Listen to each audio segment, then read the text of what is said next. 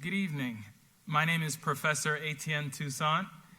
It is my distinct honor and immense privilege to welcome you to the University of South Carolina School of Law.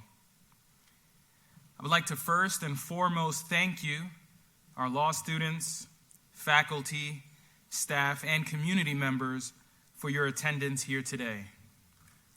I would also like to recognize and welcome a few of our distinguished guests from the university, including Provost Donna Arnett and USC Board of Trustees Chairman Thad Westbrook. Today we embark upon a new tradition within the walls of our esteemed law school of celebrating the life and legacy of Dr. Martin Luther King Jr. as one community.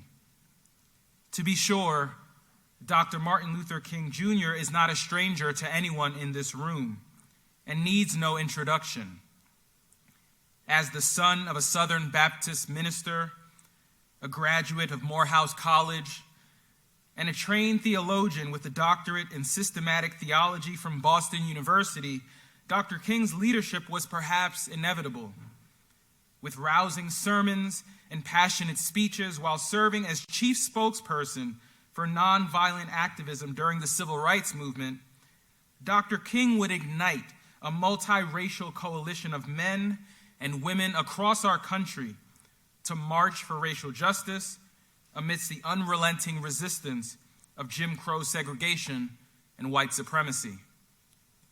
We have seen videos of his boldness in the face of senseless violence, leading marchers across the Edmund Pettus Bridge in Selma, Alabama on March 9, 1965, only 2 days after police, state troopers, and vigilantes violently attacked civil rights marchers attempting to cross that very same bridge, a tragedy known today as Bloody Sunday. We have heard recordings of his conviction in the face of demoralizing social and economic disparity, declaring to over 200,000 listeners on August 28, 1963, on the steps of the Lincoln Memorial during the March on Washington for Jobs and Freedom, "I have a dream today." Some of us have even witnessed firsthand the Martin Luther King Jr. Memorial on the National Mall in Washington, D.C., his resolute and determined gaze carved in granite within a stone of hope. But it is the words of Dr. King that I believe resonate most synchronously with the mission of our law school. Dr. King was imprisoned nearly 30 times throughout his lifetime. And during one of those occasions, on a Good Friday in April of 1963, while sitting inside the Birmingham City Jail, King wrote a letter to fellow clergymen about the law. He asked them a question that might very well frame our conversation here today, a question about the quest for beloved community amidst a rule of law in a seemingly unruly world. King asked rhetorically, how can you advocate breaking some laws and obeying others? The answer, King argued, is that there are just laws and there are unjust laws. Any law, King further explained, that uplifts human personality is just. Any law that degrades human personality is unjust. One has not only a legal, but a moral responsibility to obey just laws. Conversely, King concluded, one has a moral responsibility to disobey unjust laws. Today, by honoring the life and legacy of Dr. Martin Luther King Jr., our goal as the only public law school in the state of South Carolina is to affirm our longstanding commitment to preparing lawyer leaders who are fully equipped to not only defend just laws, but also to dissent when the rule of law furthers injustice. As an educational institution, we aim to cultivate transformative opportunities for our students to learn about the legal history of civil rights, racial justice, and social justice advocacy in the United States and beyond. But perhaps most important, as a public institution, we strive to empower our community to confront the many challenges that will face our nation on the many roads ahead. I now would like to invite our law school dean, William Hubbard, to greet you and to introduce our keynote speaker for the evening.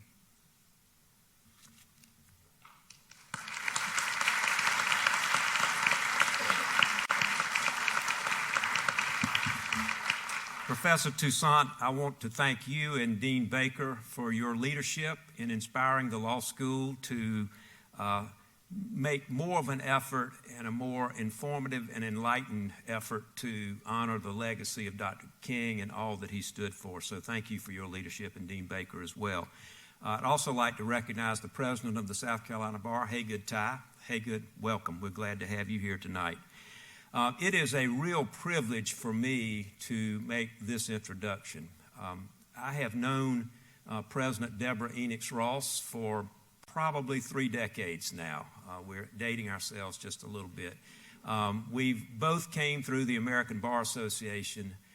We've both had the privilege of chairing the House of Delegates, and then some years ago I had the same privilege that she enjoys today as being president of the American Bar Association. So we've had this opportunity to work together so intimately over many years in the causes of justice and access to justice. And it's just such an honor that she would come tonight to join us and help us as we seek new opportunities and new ways to honor Dr. King's legacy and to put his legacy into action in the way that we conduct ourselves at this law school and the way that we teach our students and the way that we represent our community and our state. President Enix Ross is a dynamic leader. She started as a legal services lawyer after graduating from law school, and then through a number of changes in her career and advancements in her career, became a senior counsel at Debevoise and Plimpton, and has become one of the world's most influential and successful international lawyers. She's brought all of that world experience and all of those practical experiences to her volunteer work and her leadership at the American Bar Association and also as an officer of the World Justice Project. She's also served as the delegate from the American Bar Association to the International Bar Association. So you can see from her path and her leadership positions that Deborah Enix Ross didn't just fill positions, because at every juncture in her life, once she held an opportunity or held an office and had an opportunity, she took full advantage of those opportunities to advance causes of justice and greater understanding among people. And I think that is why she is such a wonderful representative of Dr. King's legacy and why we're so proud to have her here tonight. Her strengths as a leader have always been to articulate what you're here for, what we're trying to accomplish, and then the ability to bring people together to accomplish those goals. She has a way about her. She brings an energy and a sense of humor and a tenacious work ethic to everything that she does, and it's reflected in the accomplishments that she's had throughout her life. It's just a wonderful example for our law students to see and hear from Deborah Enix Ross. And I hope that many of our students here tonight will see what she's accomplished in her life and what she's overcome to achieve the things that she's achieved over the course of her career and during her life. It's a great example of just doing things the right way, working hard, studying hard, always trying to improve, and always being civil to other people and listening to other people and providing them the inspiration to be the best they can be. She's always been an inspiration to me. I know she'll be an inspiration to you tonight. It's my privilege to present President Deborah Enix Ross.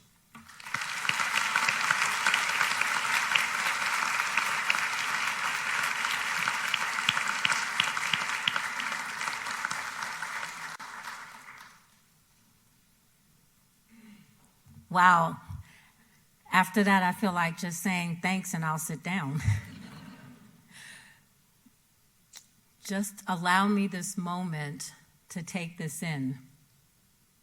It's been quite a journey, and I don't mean the journey to get here last night because of the FAA snafu, not the trains and planes and delays, but the journey of this young girl who grew up in Harlem, in New York, whose family, the Enochs, were from Bishopville, South Carolina. So it's like coming home for me because I grew up in New York, but spent my summers what we call going down south. And down south is where I learned to ride a bike, where I learned to pick green beans and shell peas, and where I hope that I learned some of the values that I carry with me today. So thank you for this opportunity to be here, to be back home.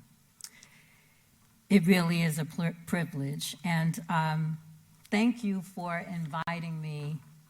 It feels so good to say Dean Hubbard, my friend William, but also to Professor Toussaint and to Dean Baker.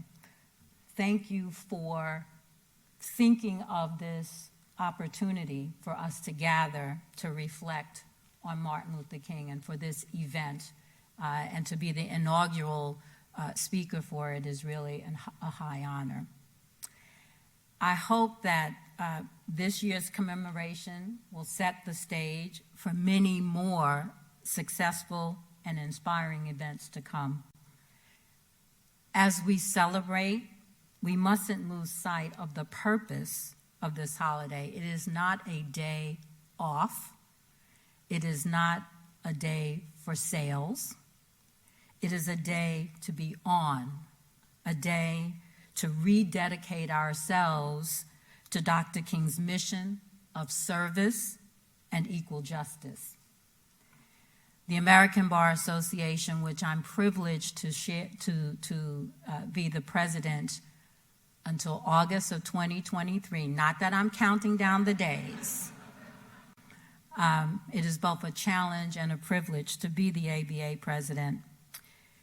But the ABA and our entire legal profession, I would say, shares this mission, which we would do well to cultivate and model at law schools everywhere. So what you're doing, we should be doing everywhere.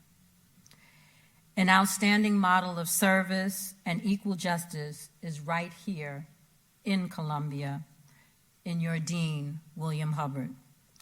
Now, William has described our involvement in the ABA, and all of that is true. He didn't necessarily have to indicate how many decades that we've known each other, but in a way that is good. And I want you to know this about William. He has been a role model and a mentor to me personally. And I said this earlier today, I would not be here today standing before you, not just because of the invitation, but I wouldn't be standing before you as president of the American Bar Association were it not for his encouragement, pushing, and insisting that I could do the role and that I would be good at it. And so for that, thank you, William. I'm eternally grateful. He also talked about our work together on the World Justice Project. And that's where I had the ability and the privilege to see what your commitment to justice through steadfast, civic-minded service, wisdom, patience, and civility. That all comes together. And the World Justice Project's research and collaboration with a variety of professional disciplines beyond law creates knowledge, builds awareness, and stimulates action to deliver justice, opportunity, and peace through the world.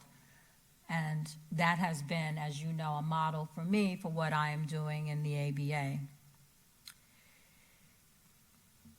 So, it's no exaggeration to say that the state it's no exaggeration to state that the personal and professional values that Dean Hubbard has advanced throughout his career in the law reflects the life's work of the Reverend Dr. Martin Luther King Jr. The theme of this evening, as we know, is our beloved community, the rule of law in an unruly world. And I'd like to devote my remarks to discussing how Dr. King, himself not a lawyer, devoted his life service to fighting steadfastly, passionately, and urgently for equal justice under the law in the unruly world of his time. And he did so with the grace and civility that Dr. King envisioned for the beloved community, and to which those in the legal profession must always hold ourselves and model for others. It's easy to think of Dr. King as simply a drum major for justice, the leader who had a dream of racial harmony frozen in that granite statue that Professor Toussaint talked about at his memorial in Washington, D.C. But we do an injustice to the man and his legacy if we fail to recognize the unruly world of his day that remains unruly to this day, and what we, as lawyers, are called to do in response. For a man who never went to law school, Dr. King was remarkably astute about matters of law and justice, a reflection of his witness to the acute absence of justice in the lives of so many Americans.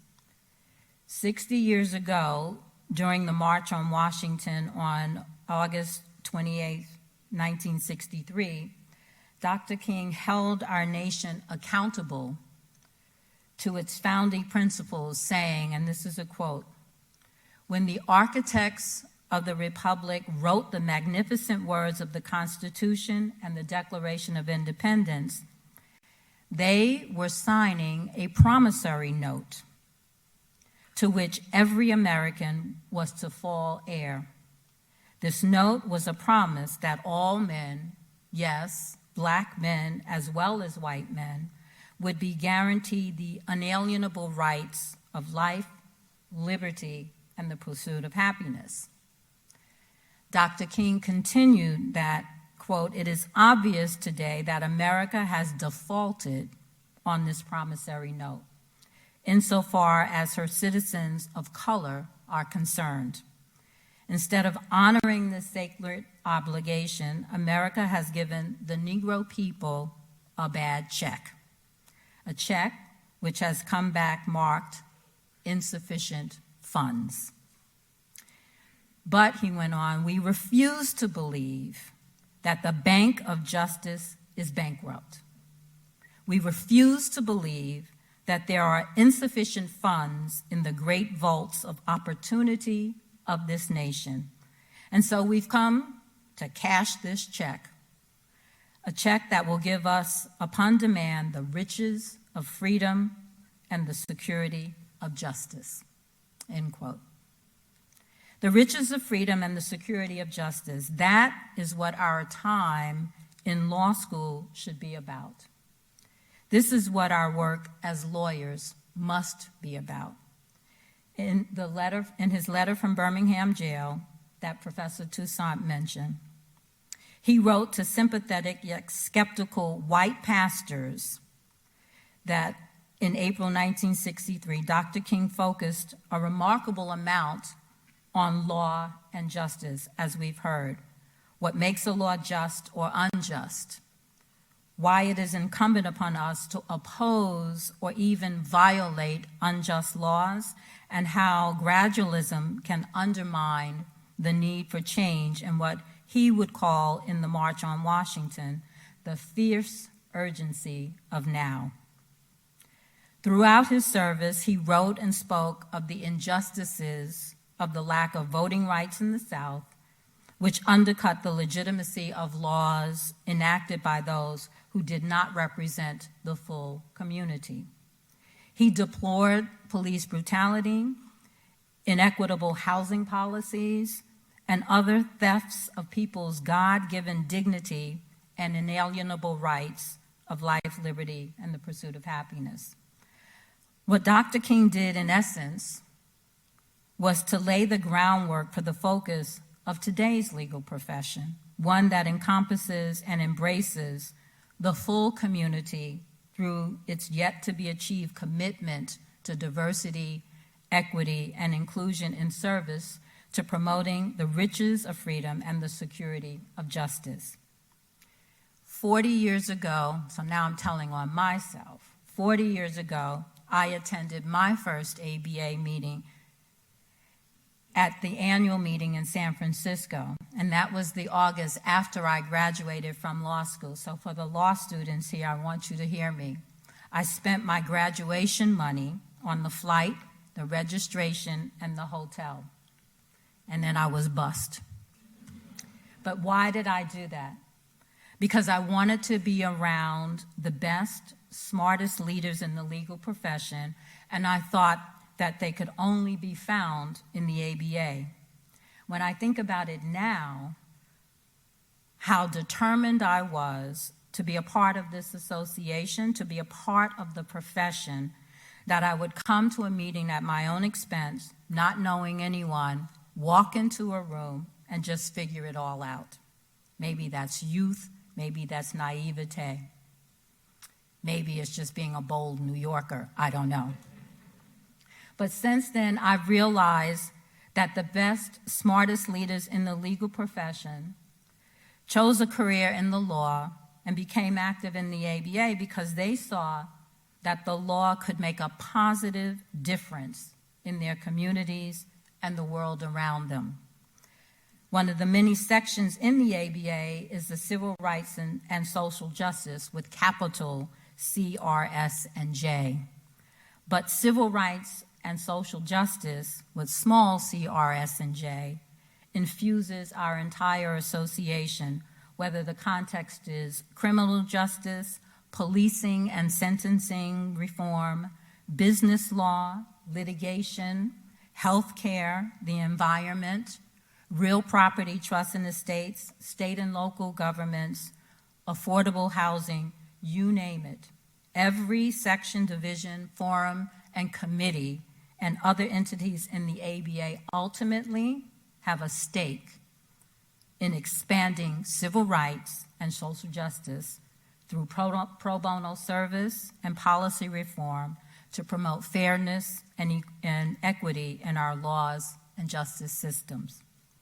We also have a rule of law initiative which works in developing countries worldwide to help establish and maintain fair and equitable legal institutions. Its new chair is retired Supreme Court Justice Stephen Breyer, which is a marvelous testament to the power and influence of our work and our ability to attract the best, smartest leaders in our profession.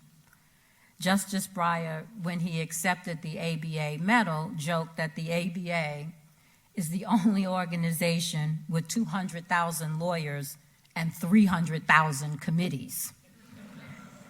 But he meant that, and it's not that far off, but he meant that really as a compliment, knowing that the ABA does so much and offers a home for every lawyer and law student to make a difference. And that, of course, includes all of you. A remarkable and valuable aspect of the ABA is our diverse membership as to geography, practice area, and practice setting. Our members are from the largest firms as well as solo practices, plaintiffs and defense bars, litigators, transactional lawyers, criminal lawyers, not criminals, criminal lawyers, business lawyers, judges, law professors, and law students. Our diversity enriches our relationships, improves our work together, and enables us to speak with authority as the nation's preeminent voice of the legal profession. And to get things done, it requires us to model constructive, informed discourse with one another. We are at our best when we foster collaboration with one another, civility with one another, and a deep and shared understanding and respect for the role of civics in our national character.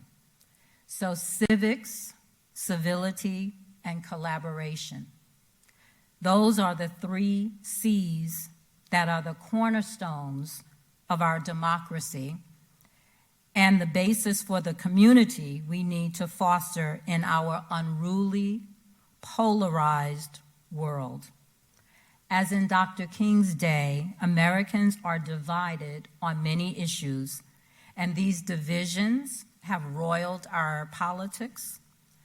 Faith in institutions is eroding, and there's a growing distrust of one another. Debate too often does not produce fruitful disagreements, but rather heated exchanges and pointless clashes. The situation is only made worse by greater political polarization along partisan lines, leading to attacks on the justice system, the norms of our democracy, and the rule of law. Just as troubling is the lack of confidence Americans have in our courts, which also reflects the injustices that Dr. King called attention to.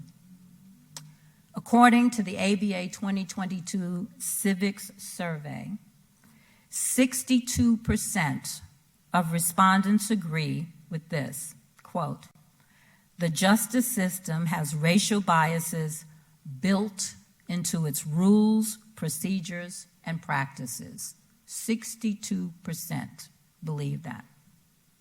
Among young people, aged and young is aged 18 to 36, 63% said that there was racial bias. Black people continue to see racial bias at a higher level than any other groups. While less than half, about 48% of white people see racial bias, 54% of Hispanics do, and 75% of Black people responded that there is racial bias in the system. Let that sink in. Our differences are aggravated by incivility in public discourse and a general lack of understanding of civics. Civics education has long been an essential vehicle for students to learn about our democracy and the principles of civil discourse and responsibility. Civics education provides grounding in critical thinking and fact-based debate.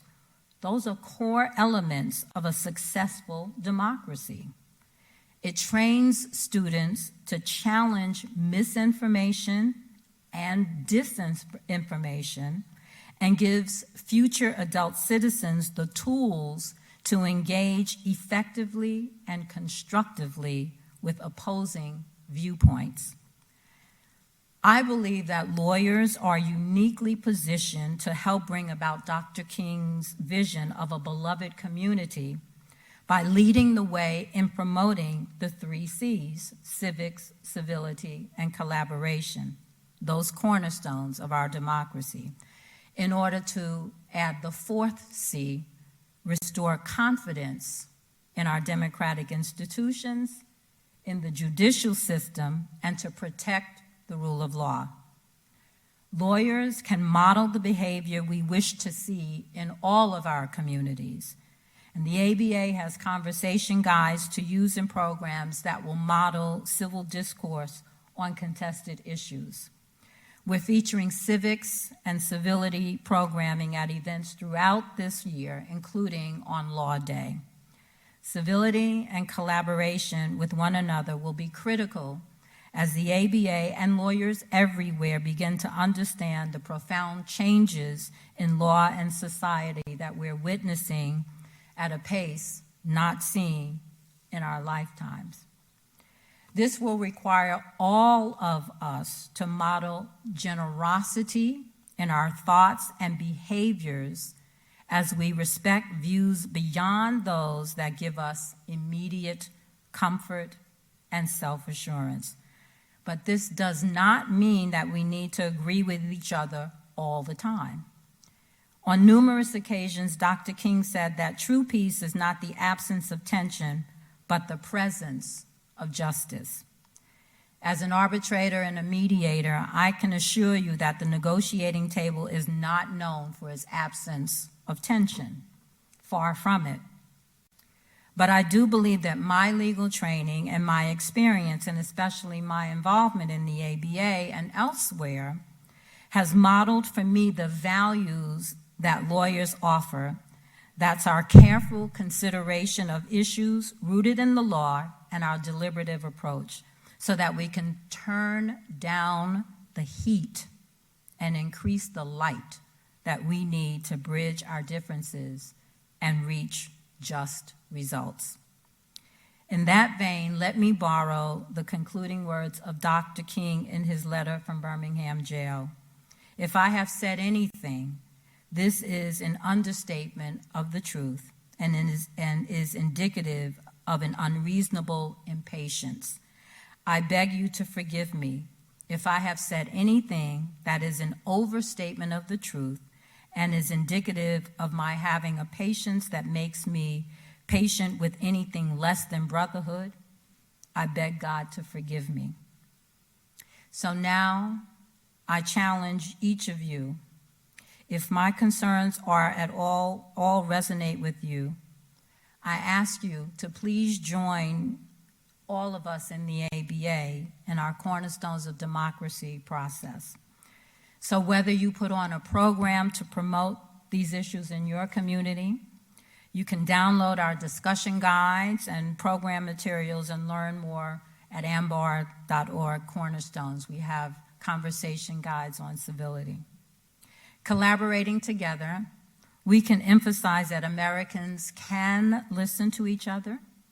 We can accommodate differing, even passionately held views, and we must appreciate these abilities for their essential role in maintaining the representative government and freedoms that can help guide us in our unruly world and give us hope in the realization of the beloved community. Let me close by returning to the phrase every lawyer has uttered, I'm sure, on at least one occasion, the phrase, agree to disagree. And that was coined by John Wesley, who is the English founder of Methodism. And as a lifelong Methodist, Salem United Methodist Church in Harlem, shout out, I love pointing that out. And in a memorial sermon for his colleague George Whitefield in 1770, Wesley acknowledged but downplayed the two men's doctrinal differences. As he said, there are many doctrines of a less essential nature, and these we may think and let think. We may agree to disagree. But meantime, let us hold fast the essentials.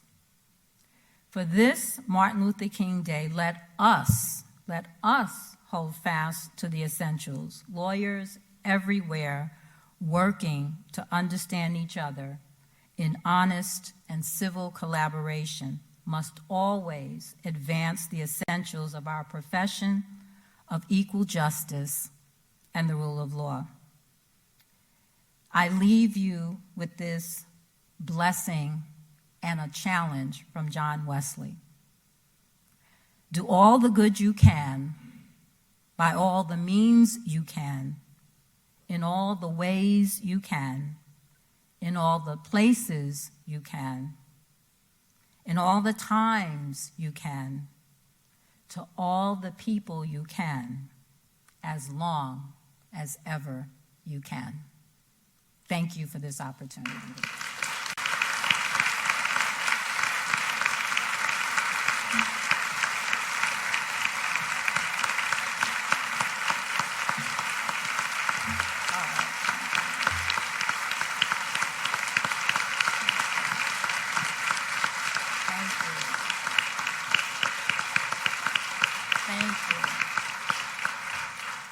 Thank you so much, President Enix Ross, for being here and for your remarks. And for all of you, some of you know this and some don't, this is President Enix Ross's third speaking engagement in the law school today. So she has been sharing a lot and has been speaking a lot and on her feet a lot. But we wanted to give you, our friends this evening, an opportunity to engage with her briefly through a short Q&A if you would like to. You heard her speak of 3 C's, so we're going to limit to 3 questions. We do have microphones placed in the center aisle on both sides of the courtroom, so if you have a question that you would like to ask, she has graciously offered to stay for just a moment and answer those. So if you have a question and would like to move to the microphone, please do. We'll give you a moment to do that if anybody has a question. Or not, I don't know.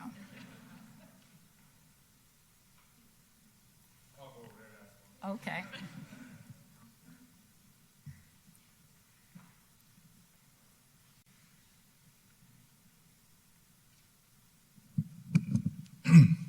All right. First, President Enix Ross, thank you so much for joining us tonight. I really enjoyed your keynote address. I guess my question would be, and it's one for young lawyers out there that are joining the profession, that are seeking to find their way not only in the field, but especially as members of the ABA. You said that you'd used your graduation money to go to the annual conference. That's a big step. Beyond that, what is the first step or the first bit of advice that you would give to young lawyers, both more broadly, but especially as being members of the ABA? So I wasn't kidding. You know, the Justice Breyer quote is really accurate. There are lots of committees. So I would say the first thing is associate yourself with one of the sections, divisions, forums, or committees. A number of the sections in particular have programs designed to attract young lawyers to come and be involved in their work. And in particular, I've been on a number of these calls with some of the chairs, so it's top of mind. But like the antitrust section or the tax section, they know that they don't have, especially lawyers of color, involved in some of those areas. So they have set up scholarships and they have set up internships and programs to attract people. Our judicial division has its own program to try and get the pipeline of lawyers who will become judges. So I would say it's not enough to join any organization and be passive. You get nothing out of that.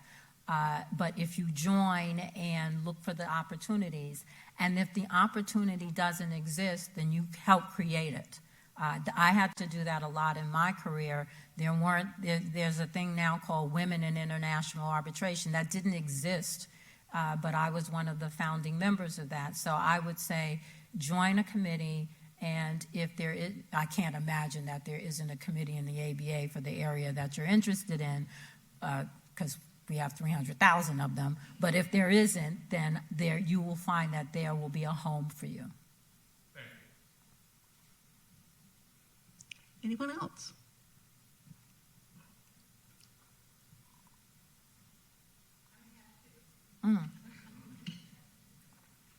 Good evening. First question, where in Harlem were you raised? So are you from New York? I am. Okay, all right. So I've lived in Delano Village. Okay. And then I moved to Esplanade Gardens, so 146 in Lenox, and my bedroom looked outside of Yankee Stadium, which had the giant clock, which is how I always knew I was late for school. 117th and Manhattan Avenue. Yes. Okay.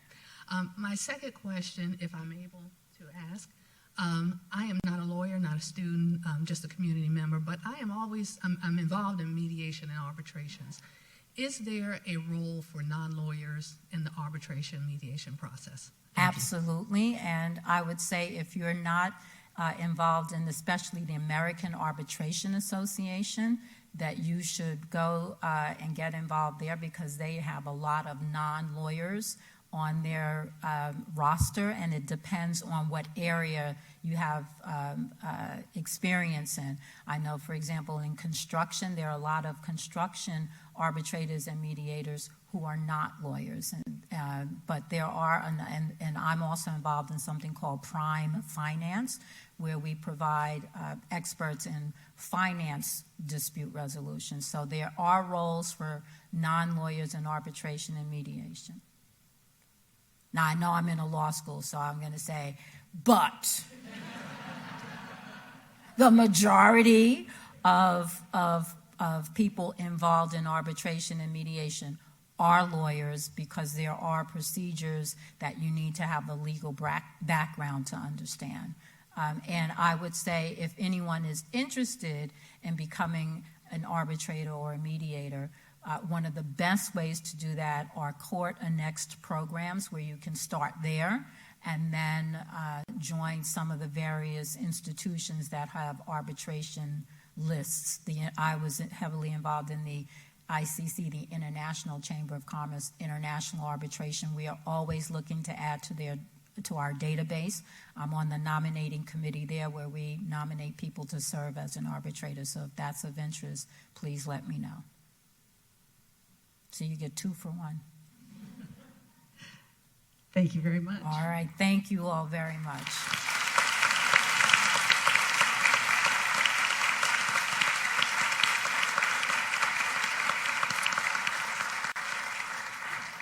As a part of tonight's program, we have the honor of presenting some awards during our inaugural celebration event. So I invite my colleague, Professor Toussaint, and Brianna Ritchie, who is a third-year law student who is serving as this year's Diversity Fellow, our very first Diversity Fellow. So I invite them to come forward for the awards.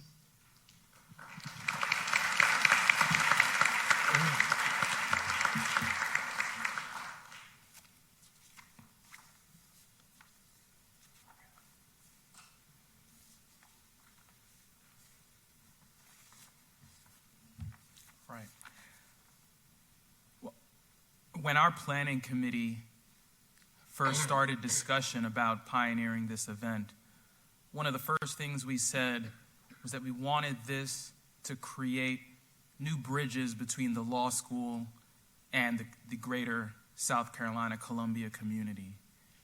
And so it is in that vein that we have established 2 new awards from our law school to members of the community. The first award, the Dr. Martin Luther King Distinguished Service Award, is presented to a for-profit law firm in our community that demonstrates the principles and values of Dr. Martin Luther King and exemplifies the public citizenship call of lawyers that is embedded in our model rules of professional conduct. The second award, which is the Keeper of the Dream Award, is presented to a nonprofit legal organization that does the same, but similarly focuses specifically on indigent clients and seeks to uplift those that cannot afford the services of law firms or may not have access to the pro bono services of law firms in their community. But much the same, seek to engage in social justice and racial justice work and continue to uphold the principles and values of public citizenship. So it is in that vein that we will now present the inaugural winners of these 2 awards. First, we will present the winner of the Dr. Martin Luther King Jr. Distinguished Service Award, and I will read a short bio. Robinson, Gray, Stepp, and Lafitte, LLC is a full-service law firm based in Columbia, South Carolina. The firm provides legal services in a wide range of practice areas, from business and litigation advice to representing clients in all state and federal trial and appellate courts. The firm is driven by a stated mission to create a workplace and contribute to a profession that exemplifies diversity, inclusiveness, and equity with respect to unique attributes of personhood, including but not limited to race, religion, gender identity and expression, sexual orientation, and disability. Alongside the firm's excellence in lawyering, being honored in 22 practice areas in the 2023 edition of Best Law Firms published by U.S. News, the firm has also received many accolades for its leadership in South Carolina and its tireless efforts on behalf of various community-based initiatives. Most recently, in 2022, the firm received the South Carolina Bar's Pro Bono Award, reflecting the law firm's service to the community in 2021. In particular, our committee was impressed by Robinson Gray's consistent participation in the South Carolina Bar, the ABA Ask an Attorney program, Lawyers for Vets, alongside their work with the South Carolina educators on estate planning during the pandemic, specifically their role in the University of South Carolina School of Law's moot court program, and finally, their consistent pro bono services for organizations across the state. Please join us now in congratulating Robinson Gray Stepp and Lafitte LLC as the 2023 recipient of the University of South Carolina School of Law's Dr. Martin Luther King Jr. Distinguished Service Award.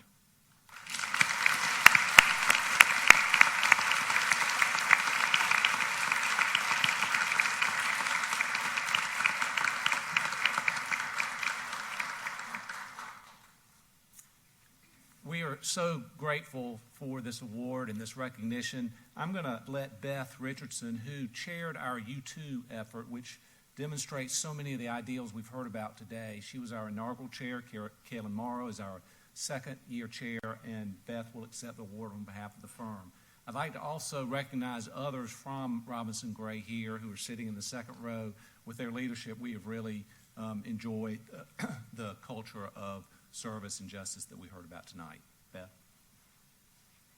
Well, thank you, Professor Toussaint, Ms. Ritchie, Dean Baker, Dean Hubbard, and the University of South Carolina School of Law for this very special recognition.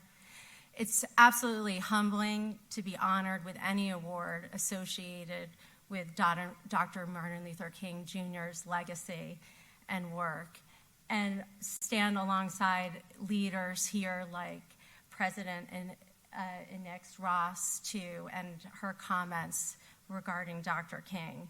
As Dr. King said, life's most persistent and urgent question is, what are we doing for others? And as Dr. Enix Ross urged us coming this Monday on Dr. King's Day, let us all recommit and dedicate ourselves to that question. We believe at Robinson Gray, as members of the legal profession, that we have an important role and opportunity to promote and advocate for social justice, diversity, equity, and inclusion, not only in our workplace, but in the legal profession and in our judiciary and in the community. And indeed, that is our mission. We are proud of our efforts of our team so far to date, and we are inspired by the commitment of this law school to those ideals as well, and our peers and all of you in making Dr. King's vision a reality. Let us not underestimate, however, that there is still so much work to do and to be done, and we must be eager and challenged to continue to work together to make Dr. King's vision a reality going forward. So with that, again, I thank you all very much for honoring our firm, Robinson Gray, with this most special recognition.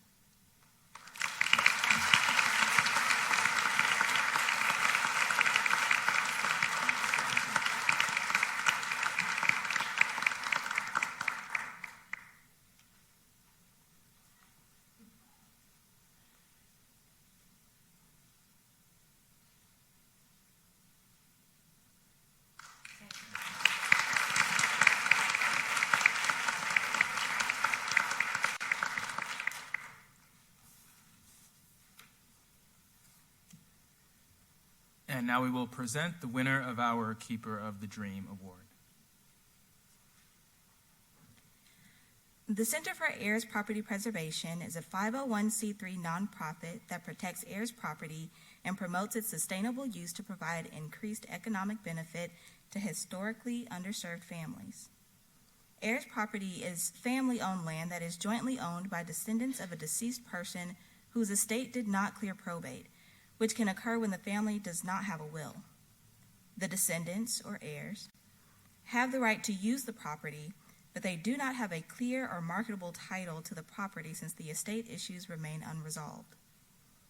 Researchers have shown that this problem significantly impacts African American families in the southeastern United States, where access to legal counsel for predominantly African American communities is often inadequate. Specifically, researchers have conservatively estimated over 1.6 million acres of heirs property having a value of $6.6 billion in counties of the demographically defined Black Belt of the South. As an increasing number of African American families without access to legal counsel continue to lose their family's land, this issue has emerged as an overlooked contributing factor to persistent poverty among such communities in the South. The Center for Heirs Property Preservation offers legal education and direct legal services to resolve families' heirs' property issues, including title searches, preparing documents, scheduling land surveys, requesting hearings, and providing full representation in court. Uniquely, the organization offers personalized family presentations to help families decide what they want to do with their land. By bringing all of the family members to the table at the same time to be heard and learn about their heirs' property situation, family agreement can often be reached. Please join us in congratulating the Center for Heirs Property Preservation as the 2023 recipient of the University of South Carolina School of Law's Keeper of the Dream Award.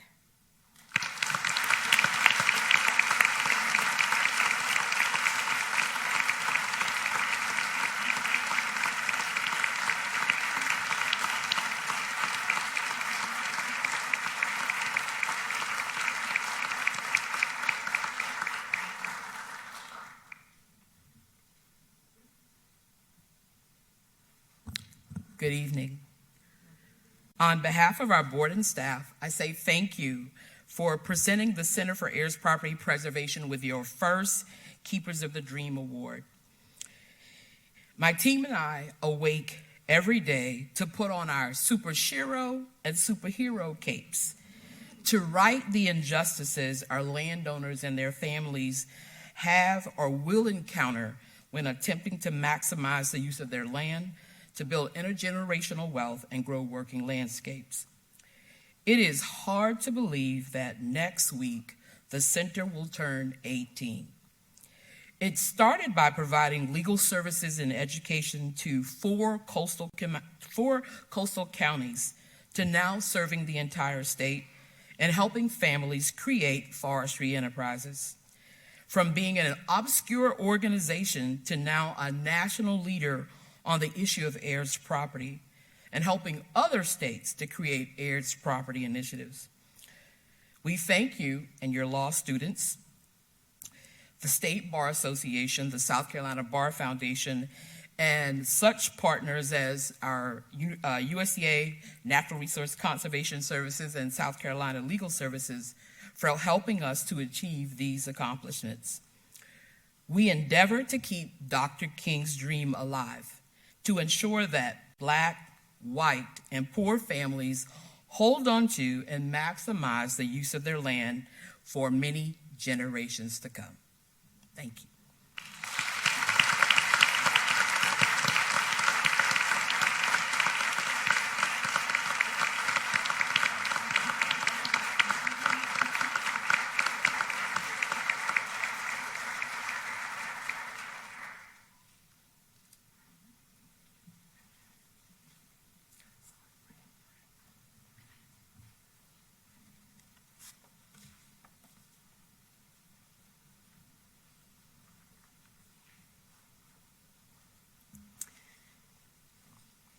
As we close this evening, I want to acknowledge with deep gratitude the work of many who made this evening possible. To my colleague who just left the front of the room, Professor Etienne Toussaint, who came with a vision for this program and has worked tirelessly over the last year, leading a planning group of faculty, staff, and students who worked together to put together this extraordinary program. Professor Toussaint, thank you very much. Well done.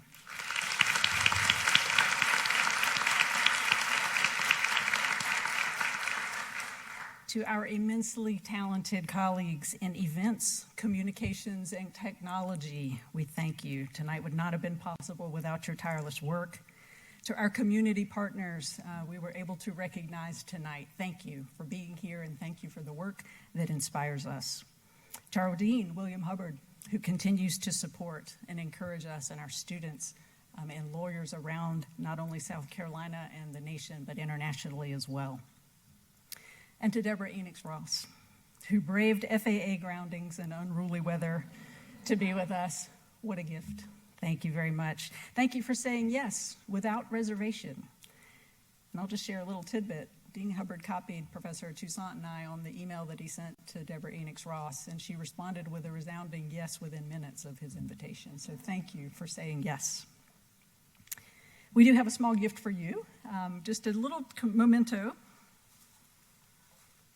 which you're welcome to open now or later, but it's just a little bit to commemorate your time here at USC Law since you were gracious to spend the entire day with us. We're sending you home with a goodie bag full of USC Law gear.